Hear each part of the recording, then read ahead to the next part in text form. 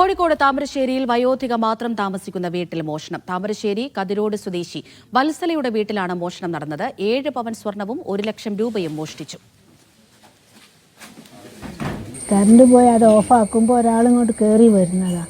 കയറി വരും, അയാളെൻ്റെ വായ പൊത്തി പിടിച്ചതാണ്.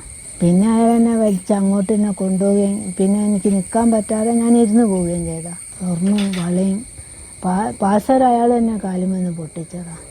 ഞാൻ നിലത്തിരുന്ന് പോയപ്പോൾ മുഖത്ത് എന്തോന്നുണ്ട്, കറുപ്പ് തുണിയാണോ വേറെന്തോ അറിയില്ല. അയാളെന്നെ ഒന്നായിട്ട് പിടിച്ച് വായും മൂക്കും കൂടി പോത്തിയിട്ട് ശ്വാസം മുട്ടിയിട്ട് നിൽക്കാൻ പറ്റാതായി പോയി കഴിഞ്ഞാൽ. ബാക്കിൽ നിന്ന് ഞാൻ വരുമ്പോൾ ഇവിടെ മെയിൻ സ്വിച്ചിൽ ലൈറ്റ് കാണുന്നുണ്ട്. അപ്പോൾ ഇത് മെയിൻ ഓഫാക്കിയ, അതുകൊണ്ടാണ് ലൈറ്റ് ഇടാൻ വേണ്ടി കഴിയാത്തത്. അങ്ങനെ ഞങ്ങൾ വന്ന് ഇവിടെ എത്തുകയും പിന്നെ വാതിൽ തുറന്ന് പുറത്ത് വന്ന് പിന്നെ ഞങ്ങളെല്ലാം നോക്കി. അപ്പോൾ ഇവിടെയൊക്കെ സെർച്ച് ചെയ്ത് നോക്കി, പക്ഷേ ആരെയും കാണുന്നില്ല. ദൃശ്യ പുതിയിടത്ത് തുടരുന്നുണ്ട് വിവരങ്ങൾ നൽകാനായി. ദൃശ്യ, ഈ മോഷണം എപ്പോഴാണ് നടന്നത്? മോഷ്ടാവിനെ കുറിച്ച് എന്തെങ്കിലും സൂചനയുണ്ടോ? ഈ വീട്ടിൽ മോഷണം നടക്കുന്നത്. ഇവർ 8 വർഷത്തോളമായി വീട്ടിൽ തനിച്ച് താമസിക്കുകയാണ്.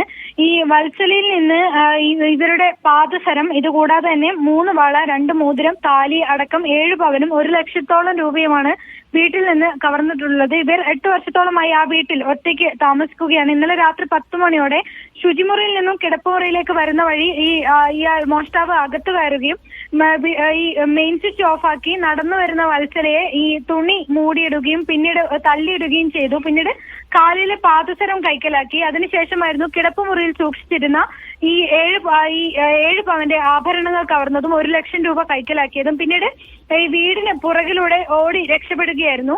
പ്രധാനപ്പെട്ട കാര്യം, ഈ വീടിന്റെ ചുറ്റുവട്ടത്തുമായി തൊട്ടടുത്ത് ഒന്നും വീടുകളില്ല. മോഷ്ടാവ് രക്ഷപ്പെട്ട ശേഷമാണ് വത്സല ബന്ധുക്കളെ വിളിച്ച് വിവരം അറിയിക്കുന്നത്. ഈ ബന്ധുക്കൾ സ്ഥലത്തെത്തി തിരച്ചിൽ നടത്തിയെങ്കിലും ഇവിടെയൊന്നും പ്രദേശത്ത് ഈ മോഷ്ടാവിനെ കണ്ടെത്താൻ സാധിച്ചില്ല.